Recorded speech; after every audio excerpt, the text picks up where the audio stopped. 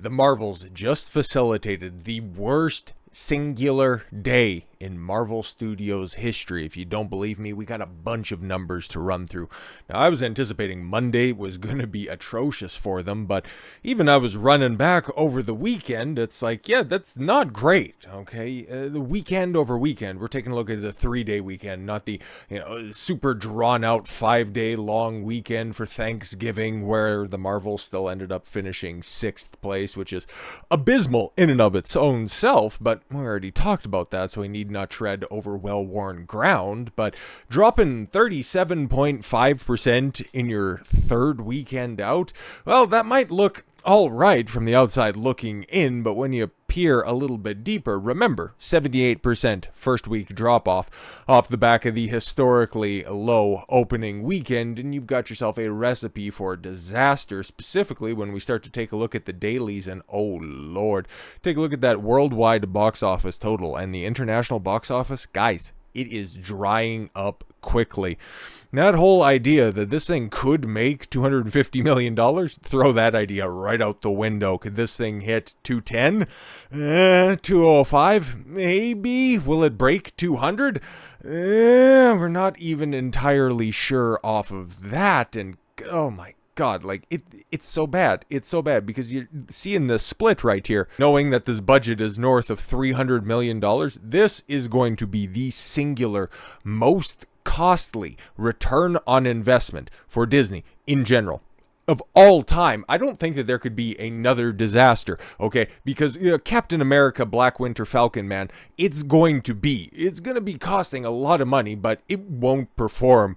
I don't want to jinx this, and I'm legitimately hoping it doesn't lose that much money, because as much as I don't like modern film, I don't want to see the entire industry completely and totally implode. There are some talented people that are out there, none of which have worked on the Marvels. Don't get that twisted, okay? But there needs to be at least, the foundations, okay? The base structure for us to rebuild all this stuff up. But if there continues to be these $500 million bombs, because let's keep it a buck, this thing needed to make $750, $800 million in order to not turn a profit, fucking break even. And it's not even going to sniff it, man. $600 million gone down the drain throughout the entire worldwide release. But you take a look at the dailies, man, and oh my God, you anticipated things were going to be bad. And then over the weekend, kind of treaded water, but those drop-offs were steep. It's not even coming back to sniffing anywhere near an 8-digit return. Those first 2 days,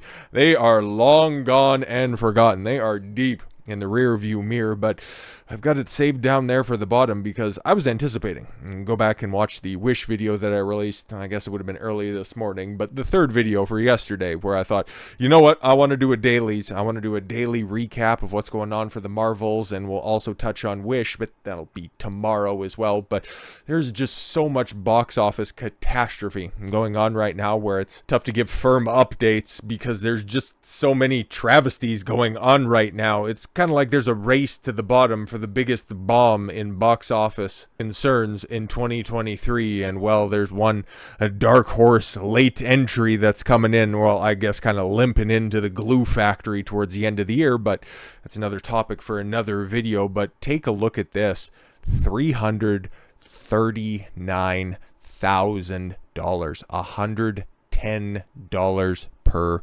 cinema. Guys, it's done. It fell 75.8% Monday to Monday, and that first Monday drop off was historic. That right there, I don't know for sure because I was looking for comparables and I've got a few. So even between, so how long did it take to touch?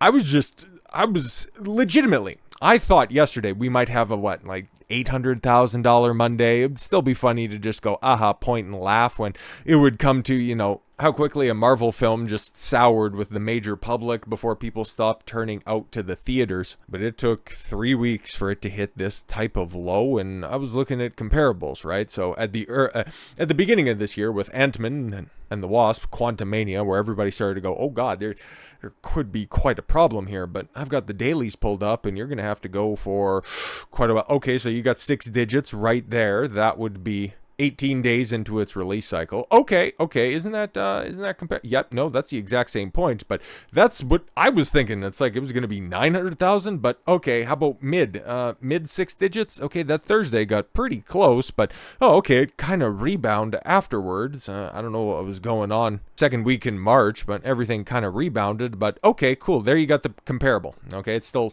ended up making a little more when it got down to those levels, but that took a month, 32 days into its release. Then it finally got down to those levels after it had lost 2,000 theaters from where it started out. Yeah, after it lost 2,000 theaters, then it finally hit that $300,000 low. But Ant-Man, well, the wheels have already fallen off by then. What about the first big bomb that was out there? Spoilers, it's going to look pretty similar, but yeah, there you have, okay, steep fall-offs, all that shit, and all of this is looking very familiar. 4,000 theaters, and even they didn't even have that dip that was right there. Okay, 400,000. Can we go with that one? Okay, can we go hit that same level? Oh, but that's a week later. 400,000. When does it hit down to 3?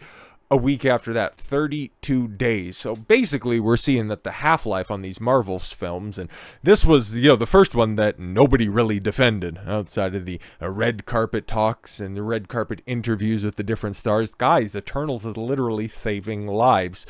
Well, now it can save shelf space because nobody bought that shit in physical release, and if it gets yeeted into the ether like Willow, like so many of your other favorite, or in this case, least favorite entertainment properties, well, nobody's going to shed a tear on that one. But I hear any day now they're going to announce Eternals 2 because they got that all-star cast of people that you probably couldn't pick out of a wanted lineup, okay? There's Israeli hostages who have more recognizable faces. But even just looking back further to that, okay, Black Widow, okay, because I picked out a couple of other examples to just see. It's like, when was the last time shit was this goddamn bad for the Marvels?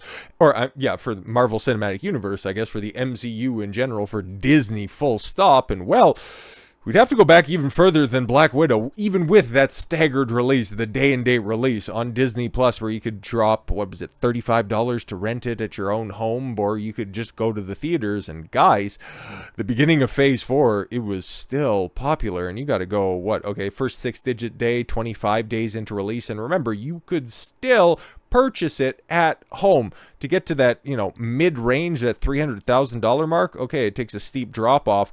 39 days, 6 weeks into its release. Holy shit, man. Like, the Marvels is just, it continues to set records and really just, confuse people. Even going back to where everything began, and I understand it's like Iron Man was an unabashed hit, but I also looked at other comparables as well.